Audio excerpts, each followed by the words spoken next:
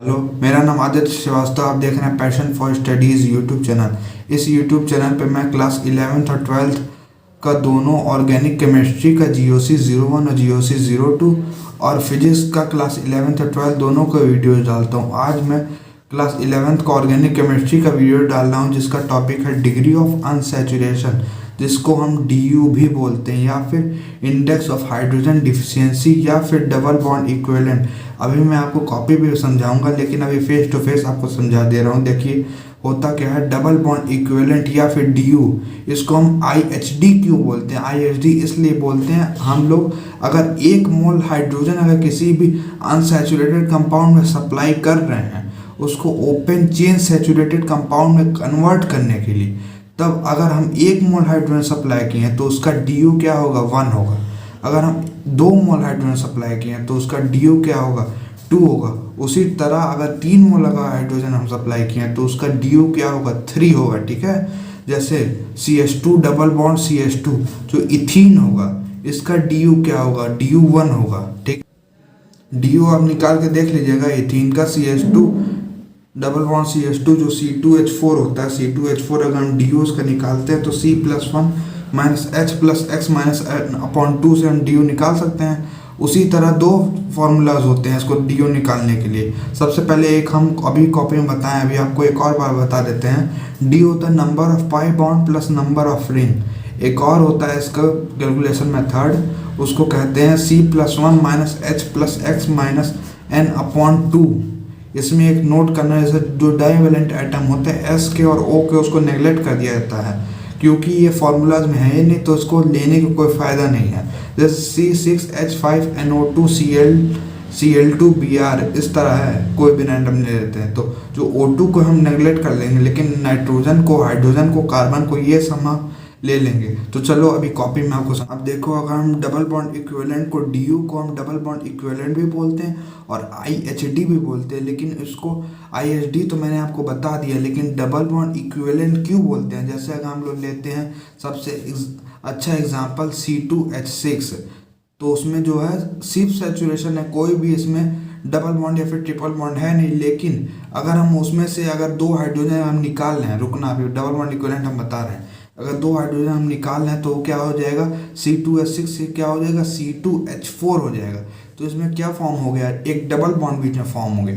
तो असल में डबल बॉन्ड फॉर्म किस तरह हुआ? C2H6 में CH3 दोनों दो तरफ था, लेकिन हम क्या किया, लेफ्ट साइड के एक टर्मिनल पोजीशन से एक हाइड्रोजन निकाले और राइट के एक टर्मिनल पोजीशन से एक और हाइड्रोजन निकाले। तो क्या होगा? 1 मोल हाइड्रोजन तो निकल गया उसमें से, तब उसकी जगह क्या फॉर्म हुआ? एक डबल बॉन्ड फॉर्म हो गया। तो डबल बॉन्ड जब फॉर्म हुआ तो असल में किस तरह फॉर्म हुआ? 1 मोल हाइड्रोजन हम निकाले।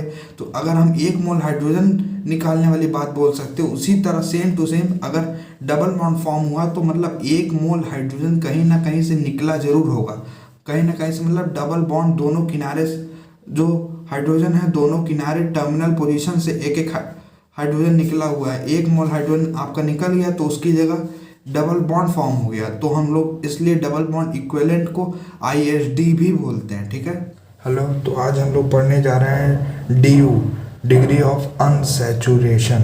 तो चलो सबसे पहले हम टॉपिक डाल देते हैं DU, डिग्री। स्पेलिंग गलत हो तो छोड़ देना, हमको इतना अच्छा इंग्लिश मेरा नहीं है। DU, डिग्री ऑफ अनसैचुरेशन, इसको हम लोग एक और नाम से बोलते हैं IHD, index of hydrogen deficiency, या फिर डबल बॉन्ड इक्विवेलेंट। ठीक है,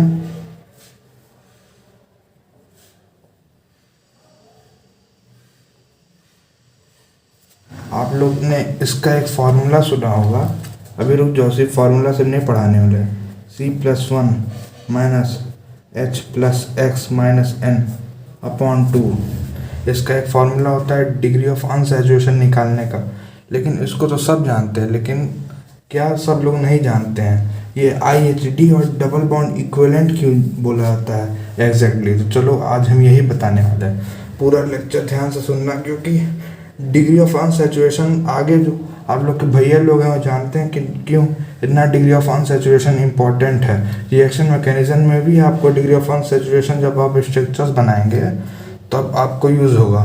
तो चलो शुरू करते हैं। डिग्री ऑफ अनसैचुरेशन या फिर IHD, index of hydrogen deficiency. सबसे पहले हम एग्जाम्पल से एक शुरू करेंगे। एग्जाम्पल सबसे पहले हम लेंगे एथेन का C2H6 का। इसका स्ट्रक्चर किस तरह बनता है? CH3CH3 बनता है। लेकिन मेरा बात ध्यान से सुनना, अगर इसमें से एक हाइड्रोजन अगर हम कम करते हैं -H2, एक मोल हाइड्रोजन अगर कम करते हैं C2H4 बन जाएगा। ये क्या है? एक एल्कीन है। किस तरह का है? CnH2n एल्कीन का ही होता है। तो ये एक एल्कीन है। तो एक एल्कीन जब होता है तो इसको एल्कीन को किस तरह लिखते हैं? CH2 double bond CH2। ठीक है, तो इन दोनों में क्या डिफरेंस आया? इसमें कोई सैचुरेशन अनसैचुरेशन नहीं था, मतलब एक सिंगल बॉन्ड था। लेकिन इसमें जब डबल बॉन्ड आ गया तब इसमें अनसैचुरेशन आ गया। अनसैचुरेशन क्यों आया? इसका एक मोल हाइड्रोजन हम हटाए हैं। ठीक है, एक मोल हाइड्रोजन हम इसका हटाए हैं। अभी कुछ समझ में नहीं आ रहा होगा, लेकिन रुके रहो, धीरे धीरे तुमको समझ में आएगा। तो इसका डिफिनीशन हम लोग सबसे पहले लिख लें DU का। DU number of moles of H2 to be supplied to convert it into a saturated compound। इसका मतलब क्या हुआ? डिग्री ऑफ अनसैचुरेशन क्या होता है? अगर कितना मोल्स हम हाइड्रोजन अगर सप्लाई करते हैं किसी भी अनसैचुरेटेड कंपाउंड को सैचुरेटेड कंपाउंड में कन्वर्ट करने के लिए, वही इसका DU होता है। अगर हम 1 मोल हाइड्रोजन सप्लाई कर रहे हैं तो उसका DU 1 होगा। अगर 2 मोल हाइड्रोजन सप्लाई कर रहे हैं किसी भी अनसैचुरेटेड कंपाउंड को सैचुरेटेड कंपाउंड में कन्वर्ट करने के लिए तो उसका DU 2 होगा। अगर वही सिमिलरली अगर 3 मोल हाइड्रोजन अगर हम सप्लाई कर रहे हैं तो उसका DU 3 होगा। इसमें देखो, हम 2 मोल अगर हाइड्रोजन सप्लाई करेंगे तो उसका DU 2 होगा। तो इसका एक और डिफिनीशन है, आप लोग समझ लीजिए। या फिर number of bond to be breaked to convert it into a saturated open chain compound is known as its degree of unsaturation। सबसे पहले हम एग्जाम्पल लेते हैं तो आपको थोड़ा थोड़ा समझ में आएगा। जैसे हम लोग एग्जाम्पल लेते हैं, ये कंपाउंड है, बहुत छोटा सा कंपाउंड है। हम लोग कभी क्लास में जब पढ़ाया जा रहा था सबसे पहले यही लिया गया था। चलो, ये सबसे पहला कंपाउंड है। तो इसका बताओ डिग्री ऑफ अनसैचुरेशन कितना है? 10 सेकंड का टाइम है, जल्दी से बताओ। चलो पॉज करके चलो हम स्टार्ट करते हैं। डिग्री ऑफ अनसैचुरेशन हम दूसरे वाले एग्जांपल से लेंगे। डिग्री ऑफ अनसैचुरेशन हम लोग क्या बताए थे? कितना हम लोग बॉन्ड को ब्रेक कर सकते हैं उसको ओपन चेन कंपाउंड में कन्वर्ट करने के लिए। देखो, यहाँ से अगर हम एक बॉन्ड यहाँ पे ब्रेक करते हैं तब भी नहीं कन्वर्ट हुआ, क्योंकि जब हम एक बॉन्ड हम ब्रेक कर देंगे तब भी ये इसी तरह है। कहाँ ये ओपन चेन हुआ? अभी ये तो अभी क्लोज चेन ही है। तो इसको हम एक बार और इसका बॉन्ड ब्रेक करेंगे तो ये किस तरह हो जाएगा? इस तरह हो गया ये। तो अब ये क्या है? एक ओपन चेन कंपाउंड है। तो हम असल में अगर हम 2 बॉन्ड ब्रेक किए हैं, एक बॉन्ड ये वाला एक बॉन्ड ये वाला, तो असल में हम किए क्या है? 2 मोल जो हाइड्रोजन है उसको हम लोग सप्लाई करके हटा दिए हैं। ये जो कंपाउंड था उसको हम लोग ओपन चेन कंपाउंड को में कन्वर्ट करने के लिए 2 बॉन्ड को ब्रेक किए। तो इस कंपाउंड का DU क्या हो गया? इस कंपाउंड का DU हो गया 2। देखो हम फिर से लिख देते हैं। ये जो कंपाउंड है इसका क्या होगा? DU 2 हो गया, क्योंकि हम लोगों ने 2 बॉन्ड जो है ब्रेक किए, ये वाला और ये वाला। उसी तरह जो सबसे फेमस एग्जांपल जो है बेंजीन।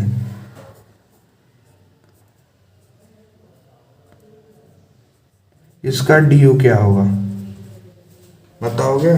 5 सेकंड का टाइम है। इसका डी यू क्या होगा? इसका डी यू होगा, इसका डी यू असल में डी यू 4 होगा। इसको हम लोग निकालने के लिए एक और तरीका बताते हैं, अभी बताते हैं आपको कैलकुलेट किस तरह किया जाता है डी यू को। How to calculate D you.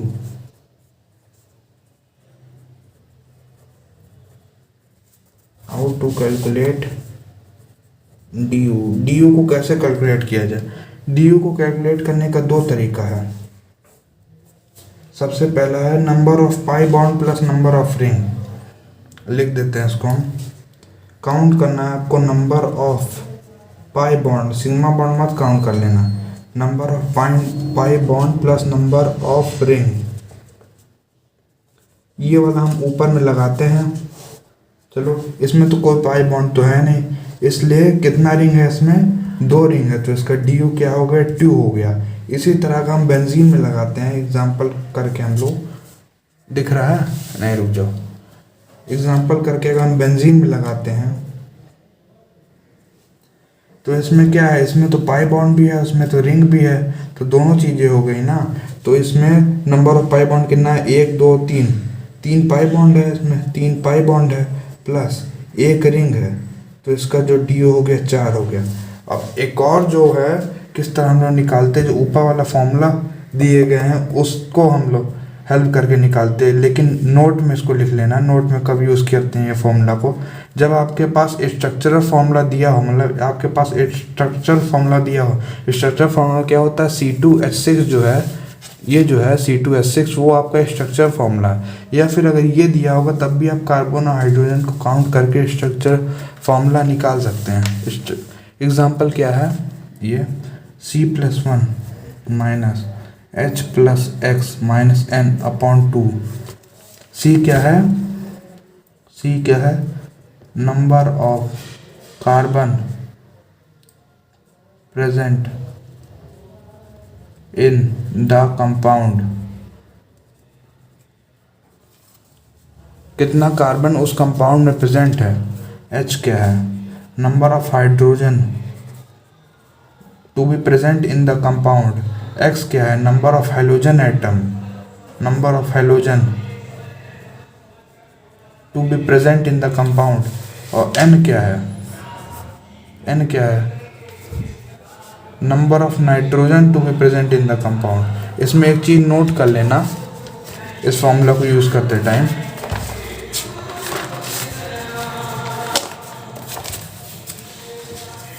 इस फॉर्मूला को यूज़ करते टाइम एक चीज़ नोट कर लेना, जो हम फॉर्मूला दिए बताए हैं आपको, C+1 minus H plus X minus N upon 2। ये फॉर्मूला क्या है? C+1 minus H plus X minus N upon 2। ये आपका फॉर्मूला है। ये कब आपको नहीं लगाना है, नोट करो। इसमें अगर डाइवेलेंट एटम है, वेलेंट है, लाइक सल्फर है या फिर ऑक्सीजन है, उसको क्या कर देते हैं? नेगलेक्ट कर देते हैं, और नेगलेक्ट कर दिया जाता है। ठीक है, कुछ अभी हम आपको एग्जांपल करवा देते हैं इसका। इस फॉर्मूला पे बेस हम लोग एग्जांपल करवाते हैं आपको। जैसे एग्जांपल है, सबसे पहला एग्जांपल जो है C2H5NO2। ठीक, तो इसका हम लोग डी यू निकालते हैं। देखो C+1, पहले हम एक फॉर्मूला लिख देते हैं उसका, हम C+1 plus H plus X minus N upon 2। ठीक, तो इसमें कार्बन कितना है? 3 है। 2 + 1, कार्बन तो 2 है, लेकिन इसको मिला के कितना हो जाएगा? 3 माइनस। हाइड्रोजन कितना है? 5 है। हेलोजन है, नाइट्रोजन यहाँ पे एक आ जाएगा, हेलोजन तो कुछ है नहीं, प्लस 0 माइनस 1 अपॉन 2, तो 3 माइनस 2 इक्वल टू 1। तो इस जो कंपाउंड का डी यू क्या होगा? डी यू 1 हो गया। अब एक और एग्जांपल करवाते हैं, C8H12। तो इसमें क्या हो जाएगा? 9 माइनस 6। इसका जो डी यू क्या हो जाएगा? 3। यहाँ पे क्या हो जाएगा? जैसे यहाँ पे 12 है ना, तो इसमें ना हाइड्रोजन है ना नाइट्रोजन है, डायरेक्ट 2 से डिवाइड कर दिए, 12/2 = 6, 9 - 6 = 3। एक और एग्जांपल, एक थोड़ा बड़ा सा है, C10H12IBrCl12। ठीक है, देखो इसमें क्या है, कार्बन भी है, हाइड्रोजन भी है, हेलोजन भी है।